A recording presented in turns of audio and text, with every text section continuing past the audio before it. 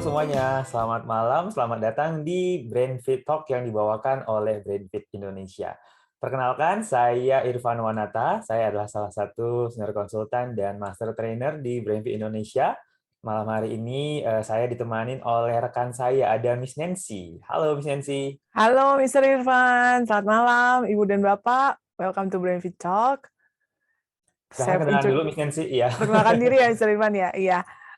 Saya Nancy Peter, saya juga salah satu master trainer dan brain fitness specialist di BrainFit Indonesia. Yes, dan kita juga ditemani oleh Miss Iren ya, Miss Nancy malam hari ini ya. Iya. Hai Miss Iren. Halo semuanya, selamat malam. Senang sekali bisa berjumpa lagi malam hari ini. Oke.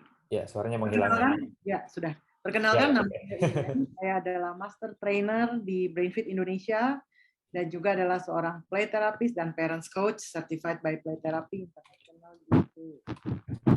Senang sekali ya kita bisa berkumpul kembali pada malam hari ini. Ini adalah sesi terakhir di tahun 2021 ya, Miss. Tentunya di tahun 2021. Jadi Iya, jangan ketawa dulu karena tahun depan kita tetap akan ada, mungkin akan ada perubahan, ada sesuatu yang baru yang kita sudah persiapkan buat partisipan kita yang setia gitu ya, dan juga yang baru. Oke. Ya. So, sebelum kita ngobrol, saya mungkin kenalin dulu mengenai BrainFit ya, Miss. Mungkin ada parents yang baru hadir gitu ya. So, saya akan kenalin dulu mengenai BrainFit sedikit aja. Oke, so BrainFit adalah sebuah perusahaan yang asalnya dari Singapura. Kita sudah berdiri dari tahun 2001, di Indonesia dari tahun 2008 ya. Jadi udah ya 2008. Ya betul, 2008 ya. Jadi udah cukup lama kita di Indonesia. Kita adalah salah satu perusahaan yang mempioneer konsep latihan otak ya. Nah, saat ini BrainFit tidak hanya di Singapura dan Indonesia saja, kita sudah ada di 9 negara dengan lebih dari 20 center pelatihan otak dan juga ada beberapa sekolah yang bekerja sama dengan BrainFit. Ini lokasi kita yang ada di Indonesia, kita ada di Kelapa Gading, ada di Kebun Jeruk, ada di Gading Serpong, dan juga ada BrainFit Bogor. Program kita mengcover anak-anak dari mulai usia 9 bulan, namanya BrainFit Baby, kemudian juga ada BrainFit Junior untuk anak-anak usia preschool sampai dengan TK, kemudian ada BrainFit Scholar untuk anak usia SD, SMP, sampai dengan SMA. Apa yang kita lakukan di BrainFit basically adalah latihan otak. Ya, kita punya program yang didesain berdasarkan hasil riset di bidang neuroscience atau penelitian otak. Salah satu penemuannya membuktikan bahwa ternyata otak kita itu bisa ditingkatkan ya di usia berapapun gitu sampai kita dewasa sekalipun, terutama di usia anak-anak. Nah, dari hasil riset itu kita ciptakan program yang bisa digunakan untuk meningkatkan kinerja otaknya anak. Mungkin orang tua pengen anaknya lebih cepat belajar, lebih gampang fokus, lebih gampang mengingat misalnya. Nah, itu kita punya programnya di BrainFit. Ini beberapa partner dan penghargaan yang sudah kita dapatkan. Ya, karena sudah cukup lama berdiri, kita bekerja sama dengan banyak lembaga-lembaga di seluruh dunia yang melakukan riset di bidang otak. Kita ingin memastikan bahwa program kita selalu didukung oleh riset yang terbaru. Itu aja perkenalan mengenai BrainFit-nya ya, nggak panjang lebar. Malam hari ini sesi kita lebih ke talk show, lebih ke ngobrol-ngobrol aja. Nanti sambil kita ngobrol, apabila orang tua ada pertanyaan, boleh langsung ketikkan saja pertanyaannya di menu Q&A yang ada di Zoom-nya masing-masing. Nanti di sela-sela sesi kita akan sempatkan waktu untuk menjawab pertanyaan orang tua. Pastikan disertakan usia anaknya juga ya apabila ada pertanyaan, dan pastikan juga pertanyaannya relevan dengan topik kita malam hari ini. Dan topik kita malam hari ini adalah refleksi, basically ya. Kita mau ajak orang tua untuk melihat ke belakang dulu apa aja yang terjadi di tahun 2021, dan kita planning untuk strategi brain health ya di tahun 2022 nantinya. Oke, I'm very excited, Miss. Yuk kita mulai ngobrolnya ya. Ya, yuk kita mulai.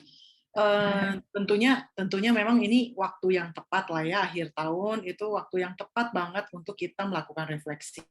Sebenarnya refleksi itu tidak harus ditunggu sampai akhir tahun, sebenarnya refleksi itu bisa dilakukan kapan saja, tapi kita hanya menggunakan momen ini ya kan untuk menutup tahun, dan kemudian momen yang ini juga yang tepat untuk membuat perencanaan buat tahun depan ya. Oke, yuk mari kita refleksikan dulu. Bukan hanya tahun 2021 sih, sebenarnya mari kita refleksikan apa yang terjadi sejak pandemi dimulai, which is kalau nggak salah itu 20 bulan yang lalu. Betul, Ya, betul. 4 Hampir 2 bulan tahun lagi ini udah sih ya. 2 tahun ya, 4 bulan lagi. Betul, betul. Jadi sejak pandemi mulai terjadi, tentunya kalau kita flashback pada saat itu, waduh, kekacauan terjadi gitu ya. Selain rasa ketakutan yang kita hadapi atas semua ketidakpastian ini, kita coba zoom in tuh, kita coba fokus aja kepada refleksi mengenai bagaimana proses belajarnya anak-anak.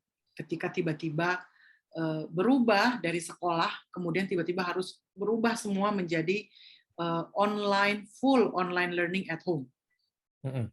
Ya, ya. Apa yang Miss Nancy atau Mr. Irfan ingat? Semoga masih ingat. Karena waktu itu traumatik banget juga buat kita, ya kan? Biasanya kalau yang traumatik tiba-tiba kita udah lupa semuanya. Iya, iya. I think karena kebetulan Brainfit memang dari sebelum pandemi pun kita banyak bantu anak-anak yang memang punya kesulitan belajar ya, Miss. Jadi Iya, betul. banyak kontak dengan orang tua, dan pada waktu kita mulai masuk ke masa pandemi, itu yang paling keingetan banget adalah kesulitan-kesulitan anak belajar yang kayaknya semakin menjadi-jadi gitu ya, Miss. Anak-anak yang sebelumnya memang punya kendala belajar ketika mereka harus belajar dari rumah, di mana pada waktu itu juga kayaknya internet masih belum memadai banget gitu ya, belajar banyak delay-nya, banyak lagging-nya. Kayaknya semakin berasa aja anaknya kesulitan untuk fokus, ditambah dengan koneksi internet dan situasi belajar yang mungkin kurang kondusif juga pada di awal. Itu juga sangat mempengaruhi kecepatan anak dan efektivitas mereka untuk mengikuti proses sekolahnya ya. Iya, betul. Nah, kalau kita lihat ya, kalau kita flashback, sebenarnya otak manusia itu kan sungguh luar biasa. Otak itu memiliki kemampuan yang untuk menyesuaikan terhadap situasi baru atau hal-hal baru yang dipelajari. Ya kan?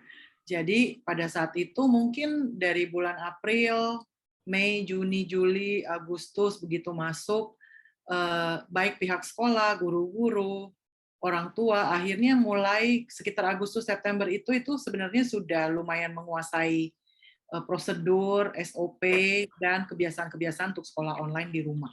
Ya. Dengan bekerja sama bareng-bareng, walaupun tidak sempurna dan penyempurnaan proses belajar itu dilakukan sepanjang jalan, tapi at least dalam 3-4 bulan, mestinya secara normal itu, our brain, otak kita itu sudah bisa menyesuaikan diri lagi dengan situasi yang baru, situasi belajar yang baru. Tapi kita lihat ya, bahwa kalau flashback itu ternyata dari konsultasi parents yang kita terima, dari ngobrol dengan educators ya, sekolah-sekolah yang selama ini kita dukung, jadi partner kita, dengar cerita-cerita dari guru-guru dan lain-lain, ternyata macam-macam gitu reaksi dan cara anak-anak coping dengan situasi belajar yang baru, yaitu belajar online. Ya, ada anak yang sebelum pandemi dia oke, kemudian setelah melewati begitu berubah sistem belajarnya menjadi online, dalam waktu 3-4 bulan dia sudah bisa adjust lagi. Gitu. Jadi anak-anak yang menurut saya skill-nya atau brain skills-nya memang standar atau punya kemampuan yang bagus ya. Jadi belajar cara offline atau mau belajar cara online, dia hanya butuh sedikit waktu untuk adjustment, kemudian dia sudah balik lagi kembali. Dia sudah bisa adjust gitu ya, bukan kembali sebenarnya cara baru, tapi dia dengan cepat menyesuaikan dengan cara yang baru. So before pandemic was okay, ya dia bisa belajar dengan baik.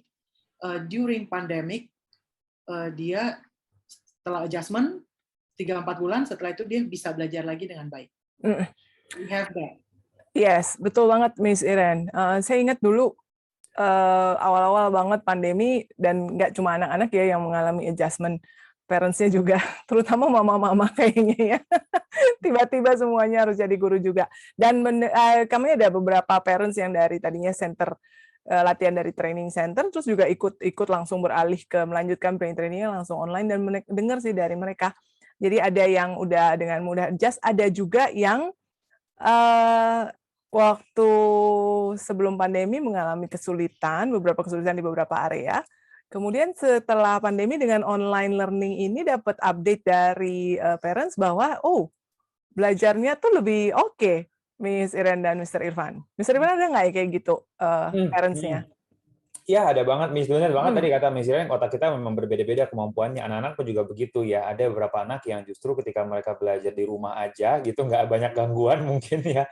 Dan mungkin orang Ya. tuanya juga punya fasilitas yang cukup memadai untuk ruangannya dan teknologinya gitu ya. Banyak anak-anak yang justru memang semakin merasa kondusif ketika belajar di rumah dibandingkan dengan dulu di sekolah gitu ya. Iya, betul. Ya, tapi ya tadi seperti yang saya share, ada yang justru banyak juga yang kita dengar yang justru memperburuk situasinya gitu ya. Dan I think hampir kebanyakan justru cases yang kita terima adalah cases di mana yang memang sebelumnya pun juga sudah ada kendala dan dibuat semakin sulit lagi dengan pindahnya, dengan berubahnya gaya belajar anak-anak menjadi online gitu ya.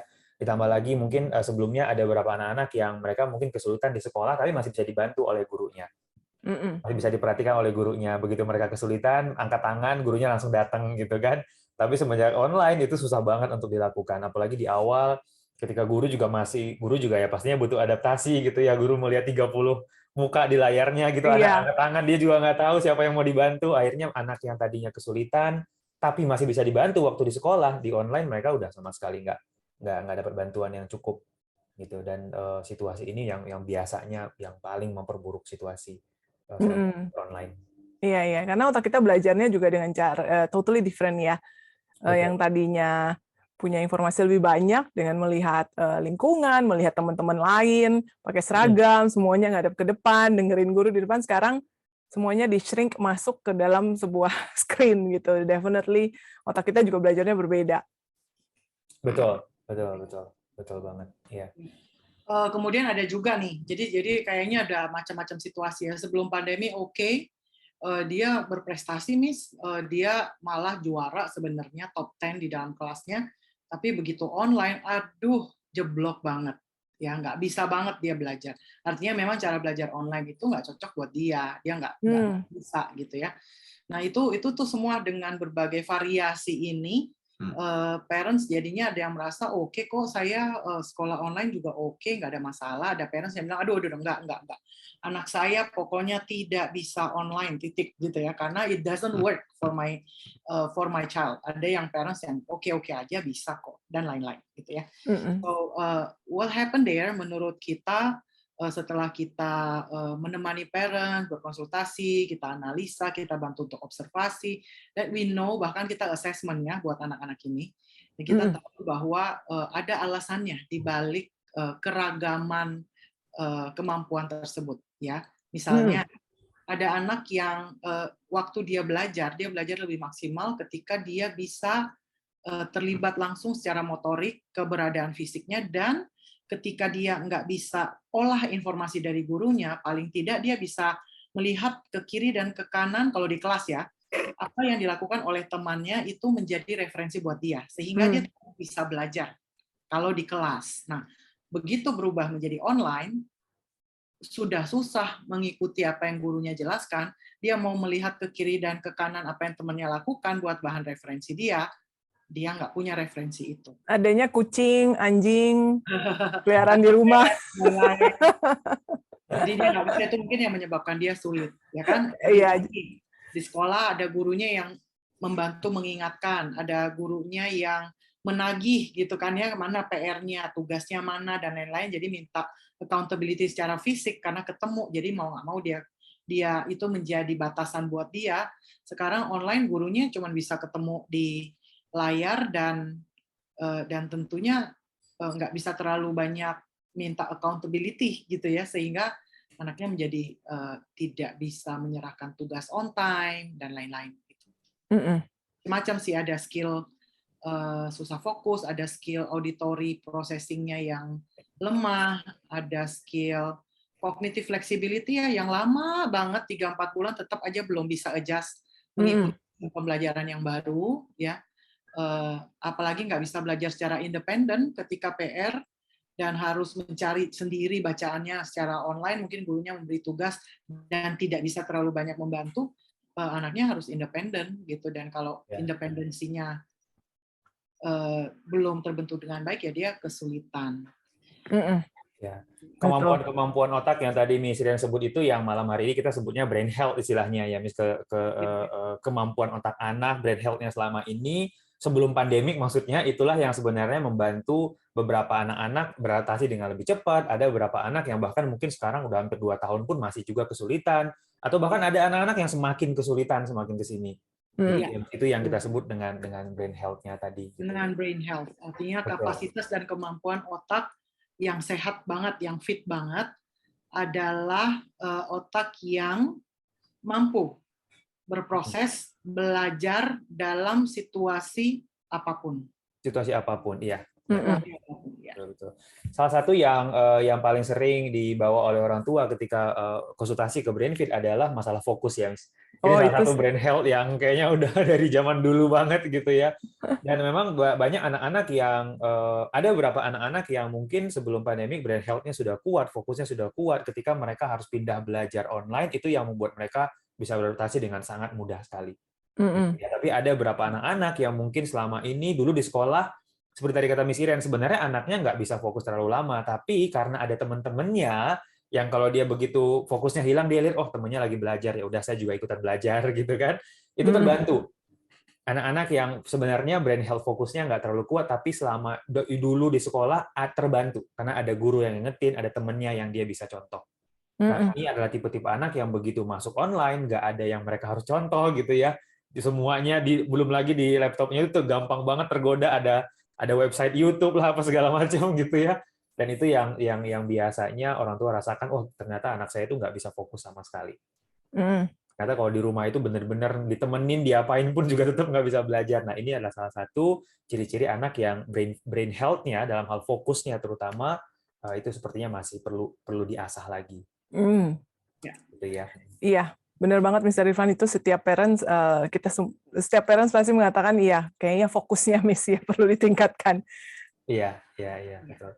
Ada brain health apa lagi ya Miss yang bisa kita perhatikan ya sebagai kita sebagai konsultannya gitu, tapi orang tua juga bisa perhatikan kira-kira brain health apa lagi ya. Saya pikir salah satu indikator untuk mengecek apakah anak saya memiliki stamina atau brain fitness yang bagus, brain health yang bagus tuh adalah ketika dia mengalami krisis, yaitu ketika dia harus menghadapi sebuah perubahan. Kita lihat kan ada anak-anak yang sangat resisten terhadap perubahan. Jadi begitu ada perubahan atau situasi baru, wah dia menolak sama sekali dan susah sekali dia untuk beradaptasi. Butuh waktu yang lama buat beradaptasi. Itu sebenarnya indikator bahwa ada sesuatu yang perlu kita perhatikan di situ. Karena normally harusnya otak itu punya kapasitas dan kemampuan untuk beradaptasi dengan cepat. Harusnya. Betul banget.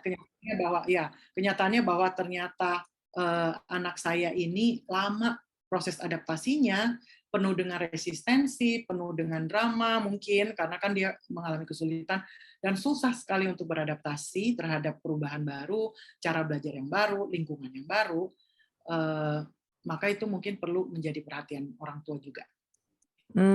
Iya. Beradaptasi, kemampuan untuk beradaptasi dengan cepat, itu salah satu indikatornya. Iya.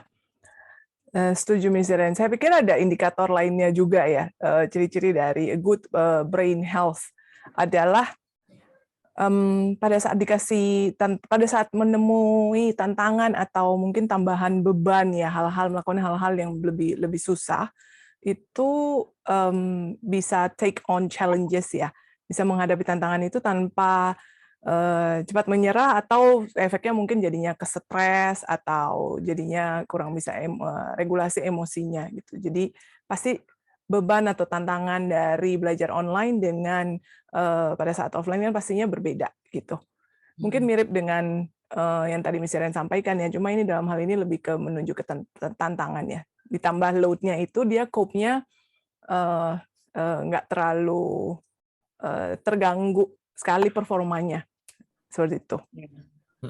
Mungkin ada juga kaitannya dengan apakah anaknya akan langsung menyerah atau coba cari solusi juga kali ya, Miss. Of course, ketika mereka pindah dari offline ke online itu banyak banget tantangannya. belum cara pakai Zoom-nya lah, cara pakai Google Class-nya lah, koneksinya mati, harus restart modemnya apa segala macam gitu kan. Ya, Banyak betul. banget orang tua yang bilang, Mr. Irfan, ini anak saya kalau begitu ada koneksi internetnya ngadat, udah dia nggak akan muncul di sekolah sama sekali. Langsung aja tiduran gitu kan. Dan ditanya, kenapa nggak sekolah? Tadi internetnya mati, katanya gitu. Padahal sebenarnya tinggal restart modemnya aja gitu kan. Banyak Ya. banget anak-anak yang kayaknya kalau brain health-nya juga belum cukup kuat, mereka terlalu cepat menyerah ketika ketemu susah dikit aja gitu ya, padahal berusaha dikit kayak gitu kan. Orang tuanya mungkin bilang gitu. Ya, begitu tadi yang bisa dimaksud ya, kalau take on challenge itu anaknya nggak cuma beban dari sekolah, tapi begitu ada tantangan, ada kesulitan, itu coba cari Kesulitan. solusinya. Gitu. Iya, iya betul banget Mr. Irfan. Iya. Ya, Juga ya. load pekerjaan ya, load dari tugas-tugas di sekolah. Betul, betul. Yang selama pandemi juga anak-anak jadinya harus kerjain sendiri kebanyakan ya, Miss. Mm-mm. Kalau dulu masih bisa contek-contekan sama temennya gitu kan, kalau sekarang bener-bener nggak bisa lagi. Semuanya harus sendiri ya. Ya. Nah, Iya. thing yang salah satu brain health juga yang cukup penting, yang paling cukup sering dibawa orang tua ada kecepatan belajar tentunya ya. Selama ini ketika pandemi seperti yang tadi saya share, banyak banget anak-anak yang juga punya kendala dalam mendengarkan gurunya ngomong ketika menjelaskan sesuatu. Entah itu karena delay koneksi internet lah, entah itu karena gurunya juga mungkin di awal-awal terutama mungkin gurunya juga belum prepare slide yang bagus gitu ya. Jadi anaknya benar-benar kalau nggak dijelasin lagi sama orang tuanya, nggak ada yang masuk kayaknya dari Mm-mm. gurunya gitu. Sehingga ini yang buat orang tua ngerasa ya orang tuanya udah jadi kayak guru gitu kan. Jadi saya bayar sekolah terus saya juga harus ngajarin lagi di rumah gitu. Karena saking berasanya anaknya susah banget nangkepnya. Susah Mm-mm. banget untuk paham dari penjelasan gurunya gitu ya. Sehingga harus dijelasin lagi berulang kali gitu. Mm-mm. Ya. So indikator good brain health is lebih terlepas dari keterbatasan teknologi tersebut atau gangguan-gangguan tersebut, tetap bisa belajar lebih cepat ya, learn faster ya. Betul, betul banget, yes, learn faster. Ya. Iya, Ada apa lagi ya setuju, kira-kira Mister. ya, Miss ya? Memori. Memori ya. Iya. Yang indikator dari brain health, otak yang kuat dan fit itu tentunya otak yang punya kapasitas memori yang besar. Ya kan, setiap orang punya kapasitas memori yang berbeda-beda ya, Mr. Irfan, Miss Nancy, dan saya pun punya kapasitas memori yang berbeda-beda. Nah, anak-anak pun begitu, ada yang kecil kapasitas memorinya. Jadi daya tampung informasi atau penjelasan guru itu sangat sedikit. Apalagi kalau dia nggak pakai mencatat, udah deh dia lupa. Jadi kalau kayak gitu proses belajar jadi terganggu karena dia sedikit-sedikit ada informasi yang nggak kelupaan, yang udah kelupaan sama dia, atau dia harus cari-cari lagi di catatannya, atau dicari-cari lagi sumbernya di internet, dan dia nggak bisa nyimpen begitu aja gitu di dalam kapasitas memorinya. Nah, anak yang kapasitas memorinya bagus, ya dia dengerin aja atau dia lihat aja, mungkin belum sempat nyatet pun dia ingat, gitu. Sehingga pada saat ditanyakan atau pada saat dia harus berpikir, dia hanya tinggal menggunakan semua data atau informasi tersebut di dalam brain-nya gitu. Jadi tanpa dia berupaya harus pergi cari-cari jawaban atau tadi ada informasi hilang yang tidak tersimpan dan lain-lain. So that is memory. I think memory adalah salah satu komponen yang sangat penting banget untuk dilatih. Bukan hanya buat anak-anak sebenarnya ya, buat orang dewasa juga. Betul, betul banget, Miss. Ya, karena apapun yang anak-anak perlu lakukan, semua pasti butuh memori ya, Miss. Tanpa ada memori, semuanya lupa lagi pastinya gitu kan. Nggak ada belajar yang bisa efektif ya. Dan proses belajarnya menjadi lama ya. Jadi lama, betul. Ya, kapasitas memorinya tidak optimum. Iya, ya, betul. Ternyata banyak banget ya, Miss, yang kita sebut dengan brain health ya. Itu adalah beberapa aja tadi sebenarnya. Masih banyak brain health lainnya lagi yang perlu kita pertimbangkan sebetulnya untuk kita bisa menentukan anak bisa belajar, entah itu nantinya masih online ataupun tahun depan sudah offline ya. Brain health, kita percaya pasti itu semua tetap akan penting gitu ya untuk dijaga. Nah, mungkin next-nya kita mau share dulu kali ya, Miss. Jadi untuk beberapa orang tua yang tadi udah dengerin kita ngobrol, mungkin sekarang bertanya-tanya, jadi gimana caranya saya tahu brain health anak saya? Tolak ukurnya apa sih? Gitu kan? Apa bisa orang tua observe sendiri di rumah atau ada alat lain yang sebenarnya bisa digunakan oleh orang tua untuk mengukur brain health anaknya? Iya. Ini kebetulan BrainFit punya programnya ya, Miss, punya produknya ya untuk bantu orang tua ya. Ya, ketika kita ingin tahu tingkat kesehatan kita gitu, apa yang kita lakukan? apakah saya gula darahnya bagus, kolesterolnya bagus, fungsi hati, fungsi ginjal, asam urat semuanya oke nggak? Itu kan indikator dari kesehatan gitu ya. Yang kita lakukan adalah kita ke lab, kita cek. Mungkin nggak kita mengira-ngira, kayaknya saya gulanya tinggi nih, aduh kayaknya saya kolesterolnya lagi tinggi nih. Mungkin dari yang dirasa-rasakan di badan mungkin gitu, tapi nggak ada yang tahu secara pasti. Terus pengobatannya terus gimana? Apa yang mesti saya lakukan supaya saya jadi lebih baik? Right? Jadi secara saintifik sebaiknya apa yang kita ingin tingkatkan harus bisa diukur terlebih dahulu, baru kita bisa tingkatkan. Ya. Nah, setuju banget, Miss Iren. Saya ingin share slide. Pinjam bukunya.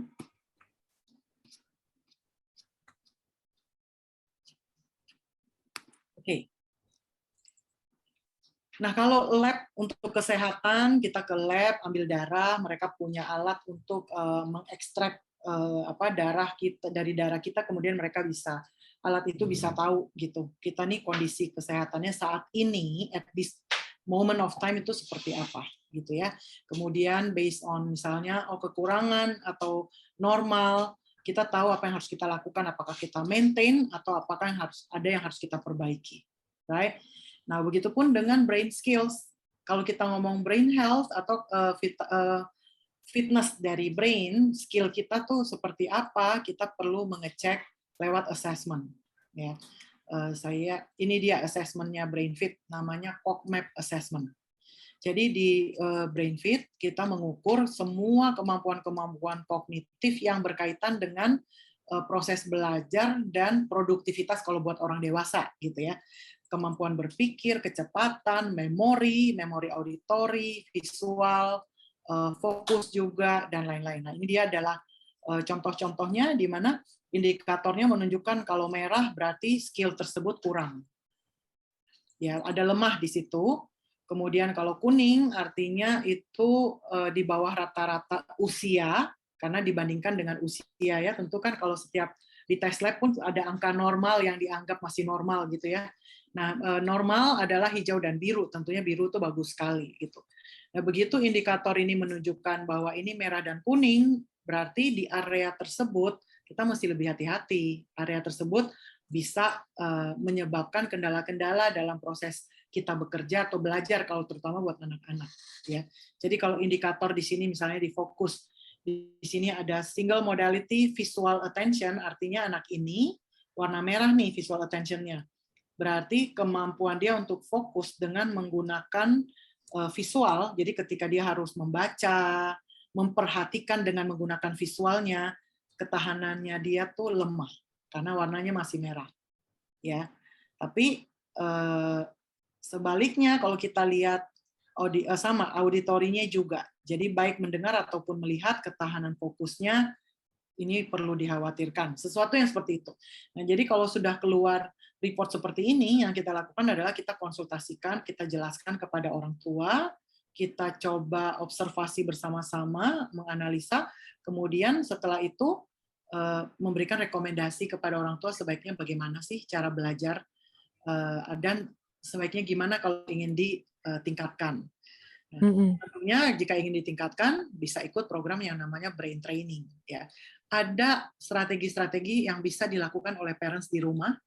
Ya, ada juga hal-hal yang tidak bisa dilakukan jika menyangkut ingin meningkatkan kapasitas brain, karena itu harus lewat brain training dan harus latihan yang spesifik.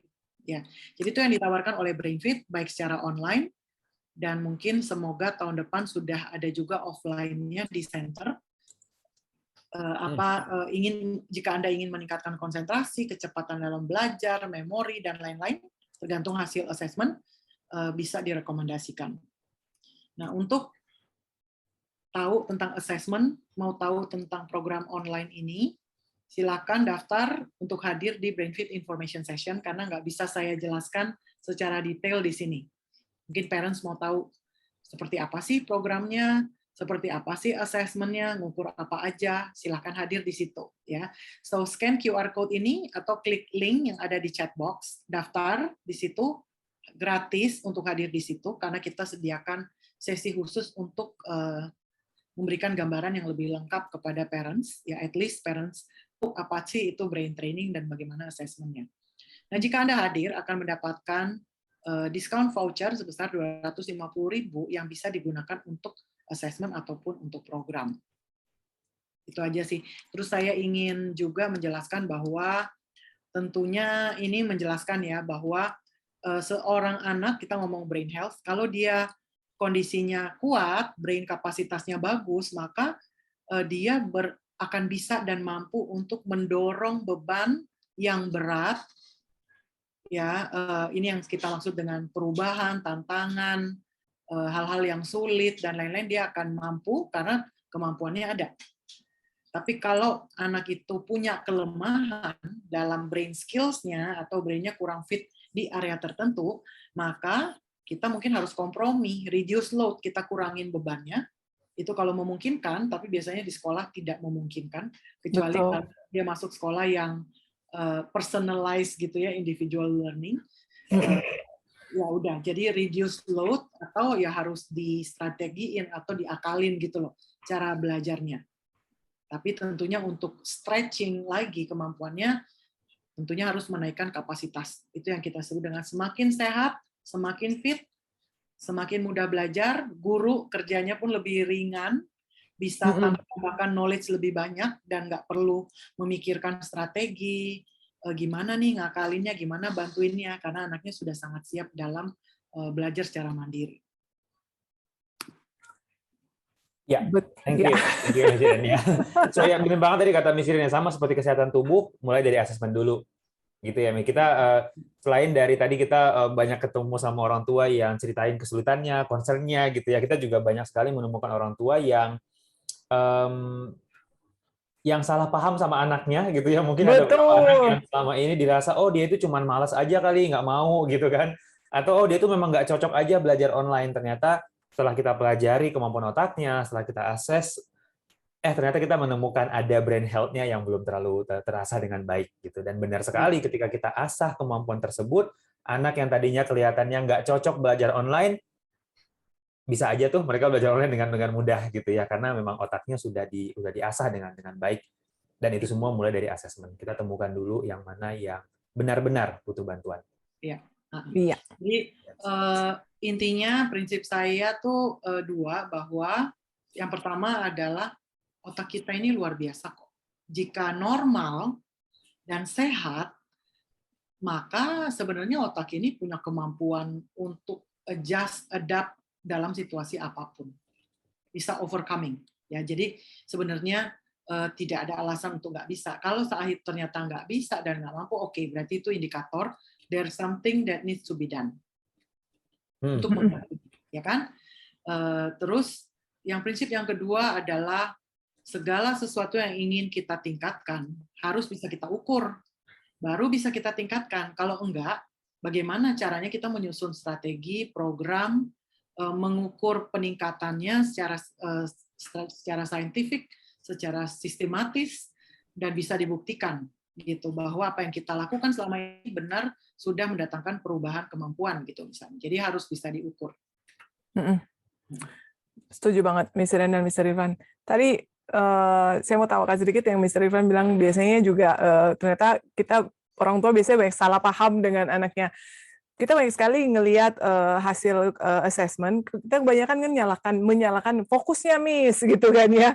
Tapi setelah di-assess, ternyata bukan fokusnya. Ternyata ada area lain yang menyebabkan behavior yang sepertinya tidak fokus gitu. Jadi dengan setelah kita mengetahui yang mana, itu jadi sangat-sangat membantu juga sih. Parents juga jadi banyak, oh pantesan seperti itu. So it's very helpful. Ya, betul banget, Miss. Oke, so kita ada survei ya, Miss Nancy ya. Yuk kita coba survei dulu, Miss. Oke. Baik, surveinya apakah sudah muncul, Miss Irfan? Baik. Sudah muncul. Ya, Bapak Ibu, kami mohon partisipasinya untuk mengisi satu pertanyaan di survei. Ya, ini kayaknya tapi belum rolling. Ya, kali keberapakah Anda hadir di acara yang diadakan oleh BrainFit Indonesia? Kami adakan setiap hari Selasa malam, yaitu For Mom atau BrainFit Talks. Sambil menunggu, belum ada yang mengisi, kita tunggu kali ya, Mr. Ivan ya. Iya, sambil menunggu, Miss. Give some time ya. Oke. Ya. So, ada pertanyaan actually, tapi ini pertanyaan bagus banget sih, Miss. Saya coba bacain dulu ya pertanyaannya ya. Ini pertanyaan dari Bia. So, Bia adalah seorang guru, ngajarnya level middle school kelas 8 ya. Saya sangat setuju dengan statement dari semua pembicara. Disebut tadi kan otak mestinya di-adjust dengan cepat ketika ada anak yang sulit, berpengaruh pada akademik dan sosial emosinya mereka.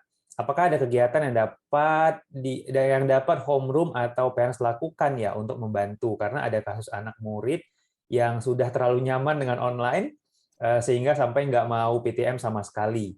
Ketika pun mengaku sudah lebih suka online, tapi tugas-tugasnya tetap aja nggak selesai. Kira-kira brain health activities kecil-kecilan apa yang bisa membantu? Nah, ini kayaknya tadi kita mau bagi di bagian strategi sebetulnya ya. Mungkin kita sekalian aja ya masuk ke bagian strategi. So, apa sih yang bisa orang tua lakukan untuk memastikan brain health anaknya lebih baik lagi gitu ya di tahun depannya? Kalau saya sih melihat, kalau pertanyaannya Miss Bia ini ya, dia mengaku sudah lebih suka online, tapi tugas-tugas banyak yang nggak selesai, ya berarti belum beres. Kalau online itu dia sudah bisa kuasain sistem belajar online, yang mestinya semuanya beres, termasuk tugas-tugas. Dan mestinya mau offline mau online, ayo aja. Itu pertanda bahwa brain health-nya oke. Brain-nya fit. Mau belajar offline, mau belajar online, ayo aja. Mau belajar cara apa lagi? Hybrid, ayo aja. Mau suruh baca atau mau suruh dengerin doang, ayo aja. Itu kan pertanda bahwa ya memang otaknya fit, artinya brain kemampuannya tuh fit ya. Jadi kita perlu tahu ini indikator seperti ini, indikator bahwa something is not working well, entah karena memang ada defisit di kemampuan kognitif dari anak, atau ya masalah motivasi aja sih, masalah motivasi ya, reluctant aja untuk berubah lagi, masuk kembali lagi ke sekolah, karena kan di rumah kan enak ya. Sebenarnya apalagi buat middle school. Ya, benar. Apalagi buat anak-anak yang sebenarnya punya kendala di sosialisasi. Sebenarnya belajar di rumah tuh buat dia less stressful karena nggak perlu harus mengalami stres sosial gitu. Betul banget. Dan di sisi yang lain juga jadinya mereka nggak harus terlalu accountable juga ya, Miss, karena di rumah gitu kan nggak ada yang mantau banget. So mungkin buat beberapa anak itu udah kayak surga banget buat mereka gitu ya, di rumah aja gitu. Ya, betul. Nah, while ini memang bagus, tetapi kita mesti ingat bahwa kalau kita membiarkan anyone, baik anak ataupun kita sendiri, selalu stay di dalam comfort zone. Artinya zona yang memang sudah nyaman buat kita, di mana di situ kita nggak di-stretch, kita nggak dikasih tantangan baru, kita nggak dipaksa untuk adjust atau belajar sesuatu yang baru yang agak tidak nyaman sedikit, tapi tetap harus kita lakukan, gitu kan. Kalau kita nggak di-stretch seperti itu, maka dari segi perkembangan brain, maka grafiknya itu flatlining, nggak mengalami pertumbuhan. Nah, anaknya masih teenagers. Nah, ini yang padahal sebenarnya periode teenagers, periode remaja, ini adalah jendela emas kedua justru yang harus dimaksimalkan supaya otaknya ini, kapasitasnya, persiapan untuk masuk ke otak dewasa. Di teenagers ini justru saatnya di mana otak itu nggak boleh stagnan. Harus terus-menerus di-stretch beyond comfort zone. Jadi misalnya dia tidak nyaman bersosialisasi, ya jangan dibiarkan gitu kan. Bukan dipaksa juga bersosialisasi, tapi dicoba untuk tetap bersosialisasi dengan cara yang cuman tidak nyaman sedikit buat dia, tetapi dia berusaha gitu. Jadi bukan pasrah ya udah nggak usah sosialisasi, because then social brain-nya dia jadi tidak berkembang. Kalau kita tidak memaksakan sedikit, kita bersama-sama dengan dia mencari strategi untuk stretching dia, sedikit tidak nyaman buat dia, tetapi sebenarnya itu ke arah perkembangan. Jadi perlu dipastikan bahwa kita nggak membiarkan anak-anak kita ini stay di comfort zone, di mana sebenarnya ini tidak ideal, gitu kan? Betul, Miss. Saya nggak tahu dengan Mr. Irfan, tapi saya ngobrol dengan beberapa parents. Memang ada beberapa parents yang mengarahkan anaknya untuk nggak ikut tatap muka. Ya, ada beberapa parents yang mengatakan anaknya nggak mau miss gitu. Jadi selain of course ada rasa aman terhadap itu ya, maksudnya virus gitu, tapi ada yang sepertinya memang mengikuti karena anaknya lebih nyamannya di rumah. Ya udah biarkan dia belajar online, cuma jadinya juga memang masih belum optimal. Jadi kalau dari apa yang tadi Miss Iren sampaikan, melihatnya justru kalau merasa nyaman di rumah, actually sebaiknya dikeluarin dari comfort zone sedikit ya Miss Iren ya. That would be good for the brain. Ya, pelan-pelan ya. Di encourage. Terlepas dari pandemi nggak pandemi. Ya, betul. Intinya adalah otak kita ini tidak boleh dibiarkan idle. Apalagi remaja yang justru berada di dalam windows of opportunity mesti di stretch gitu. Jadi kenapa sih anak-anak sepanjang kayak 1/4 usia hidupnya harus ada di sekolah? Kenapa? Karena itu adalah fase perkembangan otak sampai usia 25 tahun, itu di mana otak itu dibentuk mempersiapkan buat otak dewasa, akhirnya dia pakai sampai seumur hidupnya dia nantinya gitu. Karena di sekolah lah atau di dalam proses perkembangan, karena sekarang banyak yang homeschooling ya, tapi selama materi, konten, dan proses pembelajaran itu men-stretch, menarik anak-anak keluar dari kemampuan yang sekarang lebih lagi gitu kan, itu berarti ada sesuatu yang terjadi gitu di dalam pembentukan brain-nya. Ya. Right? Belum lagi selama 20 bulan ini buat anak-anak yang tadinya belajarnya oke aja secara online, nggak problem, tapi yang kalau secara online ternyata nggak oke, berarti terjadi learning loss ya. Artinya ketinggalan atau kehilangan momen perkembangan yang optimum, yang ideal selama 20 bulan ini gitu. Ya. Berarti kejar gitu kan. Berarti yang pertama yang orang tua, terlepas dari tadi pertanyaannya Bia, adalah ya pastikan anak selalu ada terekspos di luar dari comfort zone-nya gitu ya. Itu salah satu strategi yang bisa kita gunakan untuk build brain health-nya anak-anak gitu ya. Iya. Dan ngomong-ngomong soal brain health-nya, strategi apapun yang kita bagikan kepada orang tua, ini adalah strategi jangka panjang tentunya ya, Miss. Yang namanya brain health otak itu adalah sesuatu yang kita nggak bisa paksain jadi dalam waktu 2 minggu, 3 minggu istilahnya gitu ya.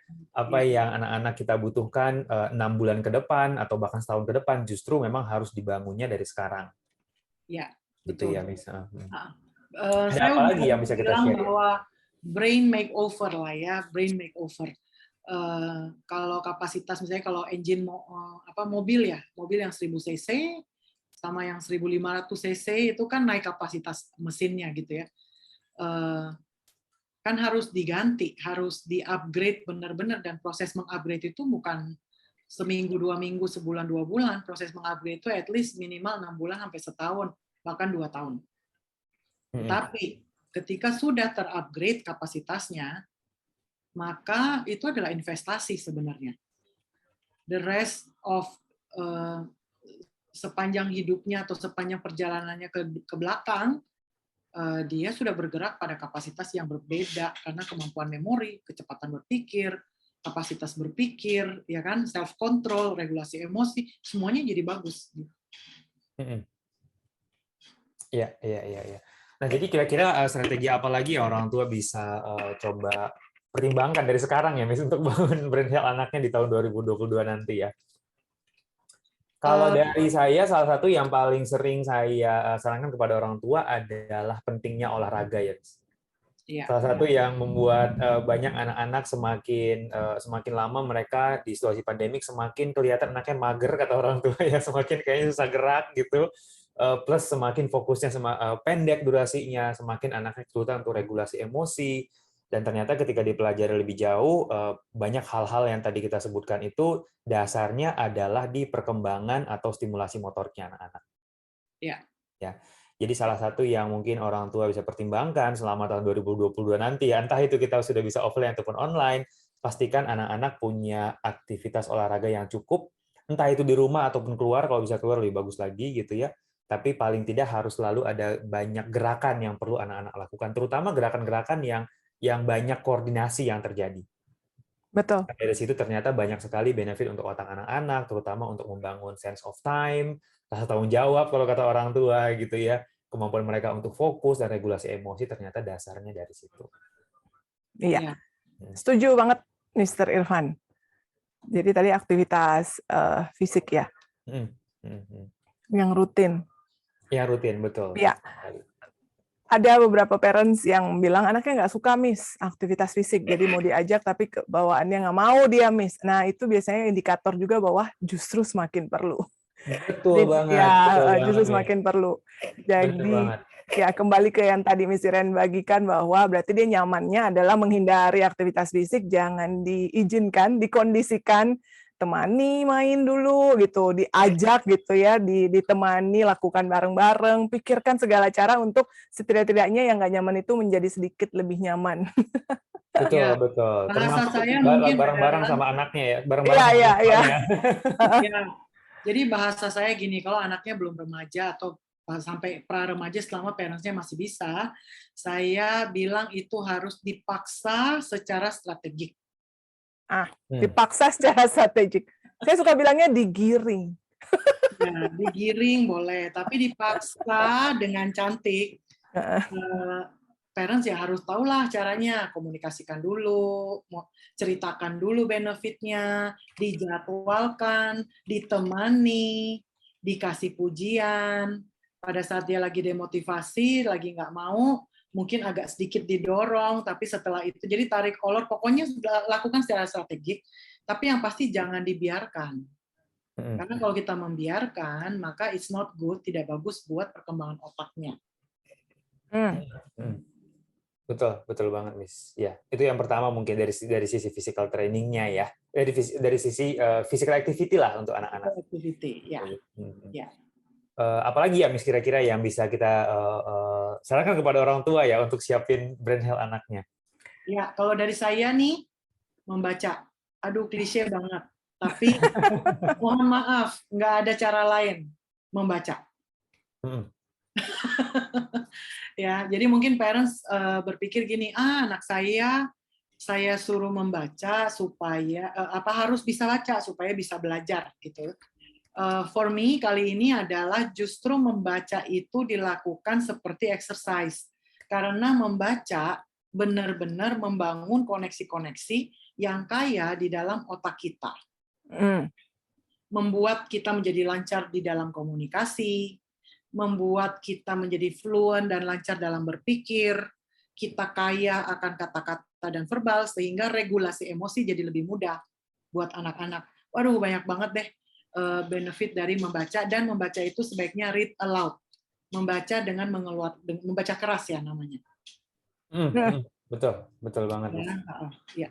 Jadi kalau buat yang anak-anaknya belum suka membaca atau malah menolak membaca, segera cari solusi gimana caranya supaya tahun 2022 kemampuan atau kebiasaan bacanya meningkat dari tahun 2001.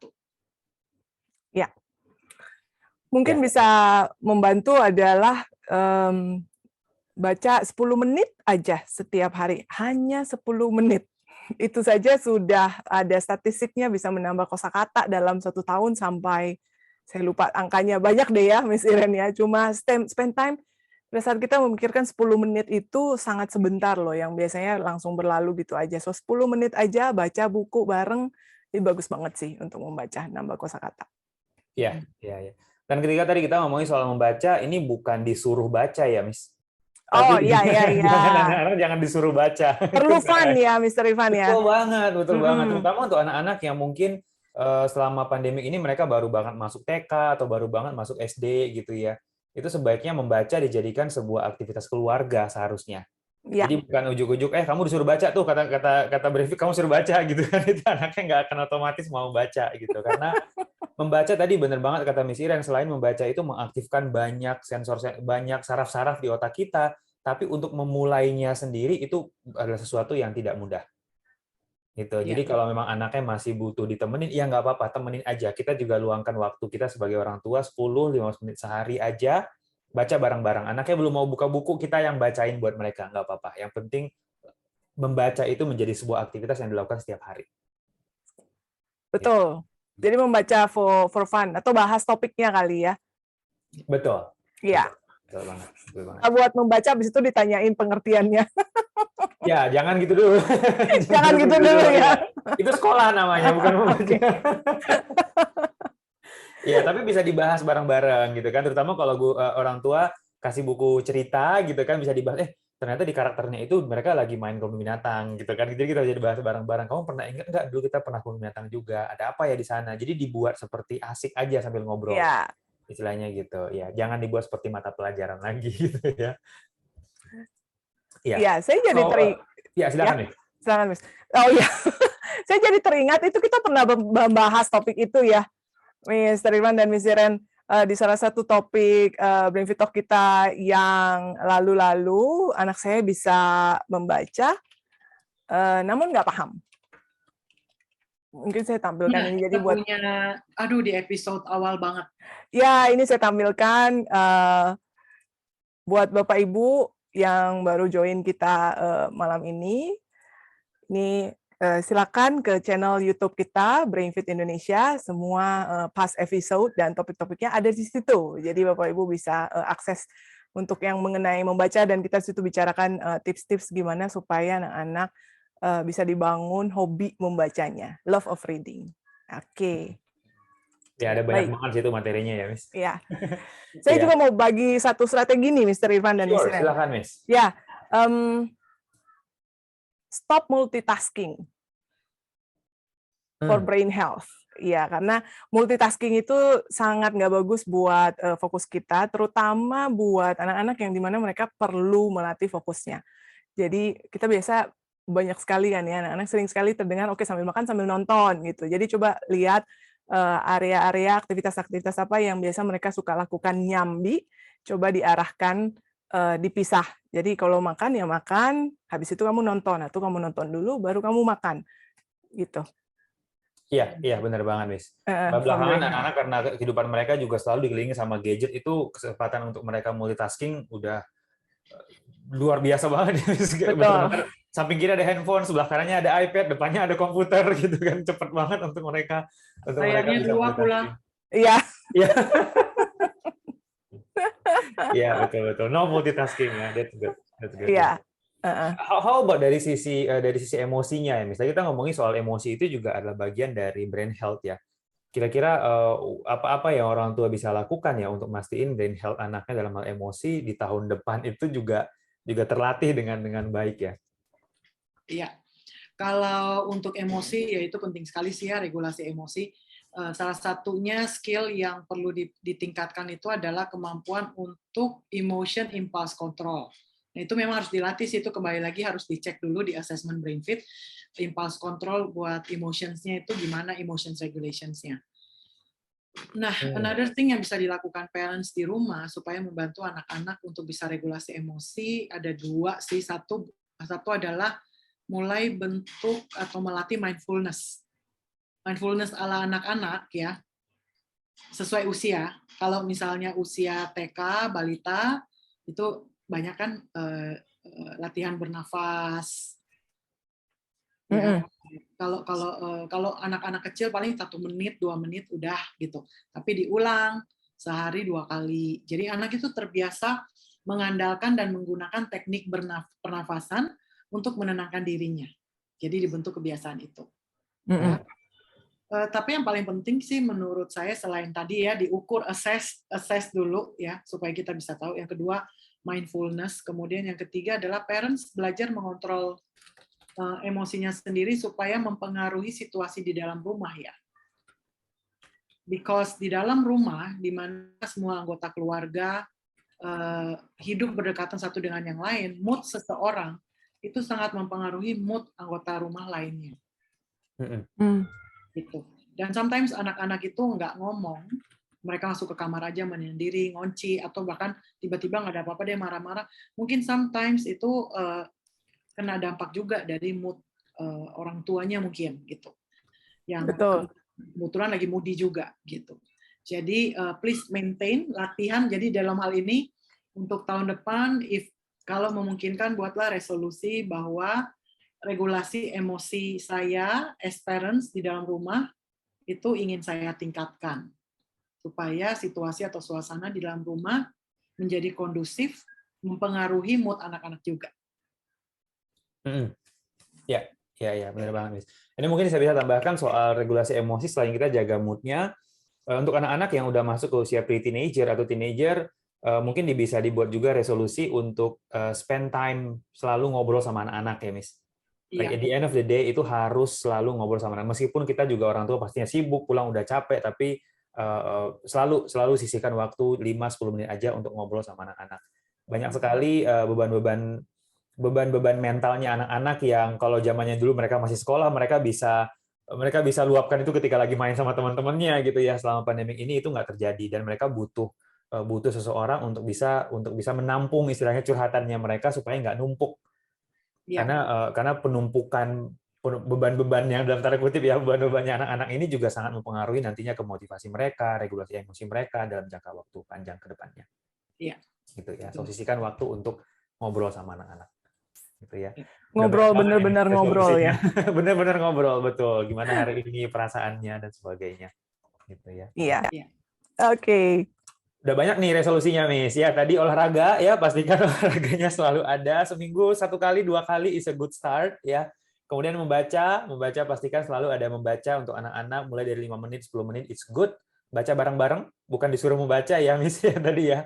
Sama tadi kata Miss Irian benar banget, kita buat resolusi dari kita dulu sebagai orang tua untuk menjaga mood di rumah.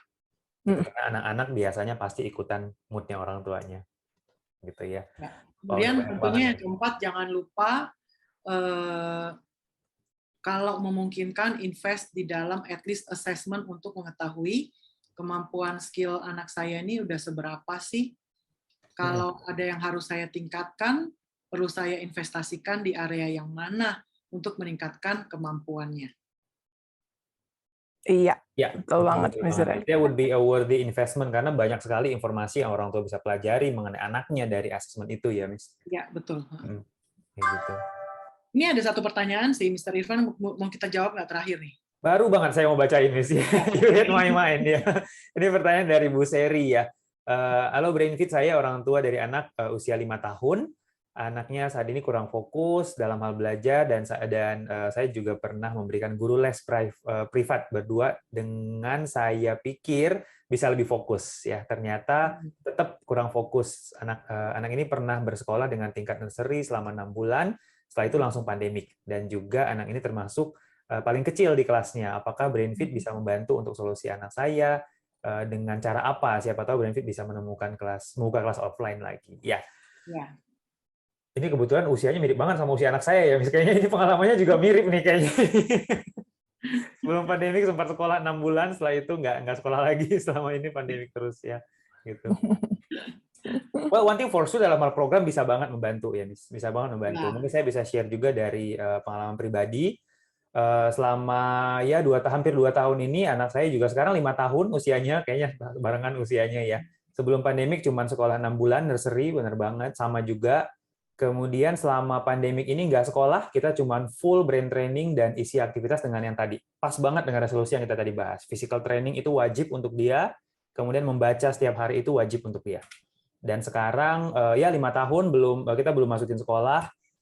Thank God nggak ada yang mengkhawatirkan gitu. Perkembangan otaknya benar-benar membuat saya gitu ya, selain bukan cuma practitioner-nya tapi juga orang yang mencoba sendiri brain training dan memikirkan perkembangan otak anak di atas kebutuhan akademisnya, itu berasa banget sih benefitnya dan kelihatan banget programnya brain training dengan anak saya rutin brain training terus gitu ya, setiap hari pasti ada yang dia lakukan yang melatih otaknya. Setahun setengah ini seperti nggak kehilangan apa-apa untuk dia. Iya, betul. Jadi kalau bisa target kita tuh bukan hanya supaya dia belajarnya bisa. Aduh, kalau hanya buat tujuan bisa belajar dengan baik itu goal yang terlalu kecil. Ya, kalau kita membangun kemampuan otak, kita itu aim-nya jangka panjang. Kita ingin anak itu atau anak kita punya fokus yang sangat bagus, bukan hanya buat belajar doang gitu, tapi dalam segala hal yang dia lakukan, hobinya, prestasi di luar sekolah, dia tuh akan bisa meraih maksimal yang dia inginkan karena fokusnya bagus, ya kan? Terus kemampuan regulasi emosi bukan hanya supaya buat bisa sekolah dengan baik, tapi lebih daripada itu dia bisa berinteraksi dengan siapapun, dia bisa menghadapi stres apapun kondisinya dan lain-lain. Jadi look beyond akademik aja. Jadi akademik tentunya akan sangat terbantu, tapi investasi di dalam brain health itu jangka panjang manfaatnya. Betul banget. Dan programnya brain training, terutama untuk anak usia 5 tahun preschool itu bagus banget program brain training ya, karena bentuknya dia mempersiapkan otaknya gitu kan. Entah nanti mau diarahin ke sekolah atau kemanapun, kalau otaknya udah kuat, otaknya sehat. Sekolah dimanapun dengan sistem belajar yang seperti apapun, kondisinya apapun, kita nggak perlu khawatir. Betul. Ya, kondisinya ideal atau tidak ideal, kebetulan unfortunately nggak ideal misalnya atau apapun, kita nggak perlu khawatir because the brain can cope kalau dia gitu ya. Betul. Kalau dia fit. Semoga terjawab ya Ibu. Tadi pertanyaannya bisa banget dibantu dengan akan beroperasi secara offline tentunya rencananya bulan Februari ya. Betul. Semoga situasinya kondusif terus ya. Semua situasi kondusif, kita rencananya akan offline kembali segera. Semoga sesuai perencanaan, berjalan dengan lancar. Betul banget, Miss ya. Oke, so nggak berasa udah 8:30, Miss. Kelebihan dikit, nggak apa-apa. Ya mungkin kita sudahin dulu sesinya. Miss Nancy mau share dulu kali ya, Miss Nancy. Event kita berikutnya lagi ada tanggal berapa, Miss? Dan kira-kira topiknya apa ya? Ya, ini dia, Ibu Bapak.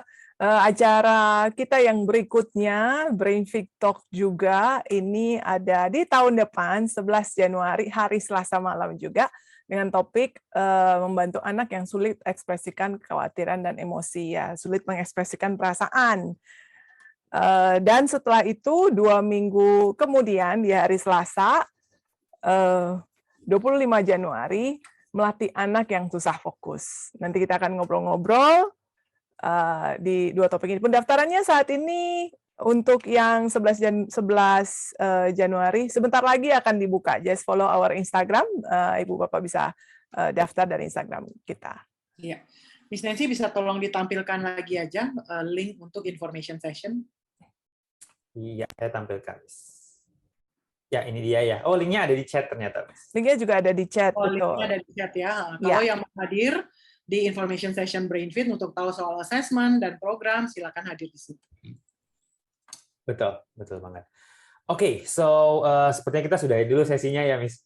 Hopefully ada banyak informasi yang tadi kita bagikan. Semoga ada yang berguna untuk orang tua ya. Kembali lagi, semoga orang tua bisa planning. At least ada beberapa tadi yang dijadikan planningnya gitu untuk memastikan brain anaknya dan keluarganya actually di tahun 2022 nantinya gitu ya. Untuk orang tua yang tadi tertarik untuk mempelajari mengenai brain health anaknya, silakan coba asesmennya Brainfit, hadirin dulu info sessionnya, nanti kita akan jelasin lagi di situ mengenai bagaimana asesmennya dilakukan, dan bahkan juga ada penjelasan mengenai programnya untuk orang tua yang sedang mempertimbangkan. Iya. Gitu ya. Oke, so kita pamitan dulu, Mrs. ya. Semoga tadi orang tua bisa istirahat dulu gitu. Dan tadi misalnya sempat sebutkan bahwa kita punya YouTube channel ya, namanya Brainfit Indonesia. Di situ ada hampir 30 episode Brainfit Talk dengan judul yang berbeda-beda. Termasuk sesi hari ini juga kita akan upload di situ. Siapa tahu orang tua ada judul lain di situ yang relevan dengan kebutuhannya. Silahkan ditonton di situ, boleh di like, di subscribe juga. And follow Instagramnya Brainfit Indonesia, karena di situ akan ada informasi pendaftaran event-event kita yang berikutnya, dan juga ada biasanya ada konten parenting, knowledge yang juga kita publish di situ setiap minggunya. Betul sekali. So, thank you so much untuk yang sudah hadir. Thank you, Miss Nancy. Thank you, Miss Iren, untuk informasinya. Semoga berguna.